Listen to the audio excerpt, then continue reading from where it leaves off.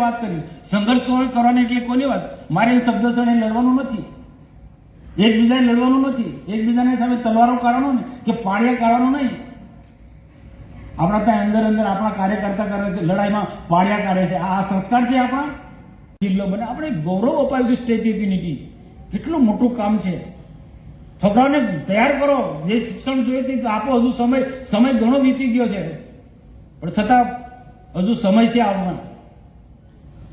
નર્મદા જિલ્લા અને દેશના પ્રધાનમંત્રી નરેન્દ્રભાઈ મોદીજી જેટલી મોટી ભેટ આપી છે ને કે આવનારા દિવસોમાં તમે જોજો કેટલા મોટા પ્રોજેક્ટ. ટ્રાઇબલ યુનિવર્સિટી આપી છે, ટ્રાઇબલ મ્યુઝિયમ આપ્યું છે. જ્યાં પણ ક્યાંક સત્ય હશે તેમાં ઉજાગર કરીએ છીએ.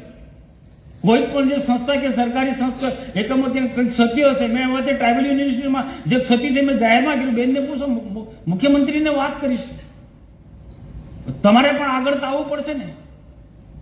સરકારની જે સારી વાતો છે એ નેગેટિવ વાતો કરનારને એ આપણે આને કાઉન્ટર કરવું પડશે. આમ આદમી પાર્ટી ખતમ થઈ ગઈ, ચિંતા નહીં કરતા તમે. કોંગ્રેસ તો તૂટી ગયું છે, ખતમ થઈ ગઈ છે. આમ આદમી પાર્ટી ખતમ થઈ ગઈ છે. પણ કેટલાક જે અલગ અહીંયા કહે છે ને, અલગ ભીલ પ્રદેશ, આ ધોળા દિવસે પેલા શું તારા દેખાડાની દિવસે વાત કરે છે આમ આદમી પાર્ટી ચૈતર વસાવા, અને ભીલ પ્રદેશને આ રાજધાની આપવાની વાત કરી. તો કયા મોડે તમે વાત કરો છો?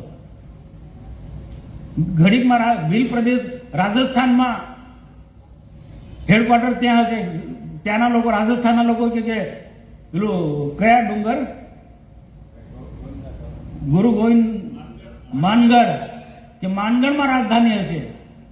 રાજસ્થાનના આમ આદમી પાર્ટીના કે બાપ પાર્ટીના એમને એક સાથે જોડાયેલા છે. એક રાજસ્થાનમાં અમારું રાજધાની માનગઢમાં. ચૈતર વસાવા એમ કે કેવડિયા કોલોની મારે રાજધાની. અરે તું એક પહેલી વખત એક જ ધારાસભ્ય છે તો તું, અને એક સંસદ સભ્ય પણ તમારી પાસે નથી, તો તમે કઈ રીતના 4-500 રાજનાથી પણ આપણા લોકોને કેવું છે? આદિવાસીઓમાં ભાગલા પડો. આદિવાસીઓને વિચારધારાથી અલગ કરવાનો કેટલાક વિદેશી ષડયંત્રકારીઓ છે, એનો આ લોકો હાથો બની રહ્યા છે. વિદેશી ષડયંત્રકારીઓ જે મણિપુરની જેમ જે આદિવાસીને અલગ રીતના ઉશ્કેરવાનું કામ કરે છે, એ રીતના આપણા ગુજરાતમાં પણ આ પ્રયાસો કરી, એમાં સફળ ના થાય. આપણે દેશના પ્રધાનમંત્રી નરેન્દ્રભાઈ મોદીને આપણે સમર્થન આપવાનું છે. એમની વિચારધારા ભારતીય જનતા પાર્ટીની વિચારધારા એવી પાર્ટીની નરેન્દ્રભાઈ મોદી હશે કે ના હશે, મનસુખ વસાવા હશે કે ના હશે, પણ આપણી વિચારધારા રહેવાની છે. આજે કેવડિયા ખાતે એક કાર્યક્રમમાં અહીંના સાંસદ મનસુખભાઈ વસાવા દ્વારા એમના સ્વભાવ પ્રમાણે મારા નામજોગ જે આક્ષેપો કર્યા છે, ત્યારે હું મનસુખભાઈને કહેવા માંગુ છું, જે કેવડિયામાંથી તમે ભાષણબાજી કરો છો એમાં તમે આગળ પાછળ નજર ફેરવતા તો એના 10 કિલોમીટર એ જ તાલુકાના ગામ ચાપટ ગામ અને આજુબાજુના ગામોના લોકો આજે પીવાના પાણીના વલખાઓ મારે છે. આજે એ ગામોમાં જવા માટે રસ્તાઓ નથી. મહિલા પ્રસૂતિથી પીડાય એને હોસ્પિટલો પહોંચાડવા માટે, કોઈને સાપ ડંખ મારે ને દવાખાને લઈ જવા માટે, કે કોઈ બીમાર પડે એને લઈ જવા માટે એ ગામોના લોકોને આજે પણ ઝોલીઓ લઈને જવું પડે છે. આજે ત્યાં શાળાઓ નથી, આંગણવાડીઓ નથી.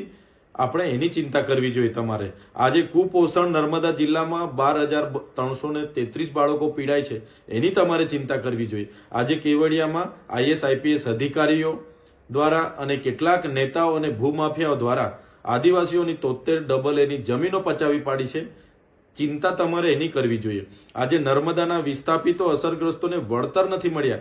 આજે નર્મદાનું પાણી નર્મદા અને સમગ્ર આદિવાસી વિસ્તારોમાં નથી મળતું. આપણે એની ચિંતા કરવી જોઈએ. આજે સ્થાનિકોને સ્ટેચ્યુ ઓફ યુનિટી હોય કે આજુબાજુની GIDC, GMDCમાં રોજગારી નથી મળતી.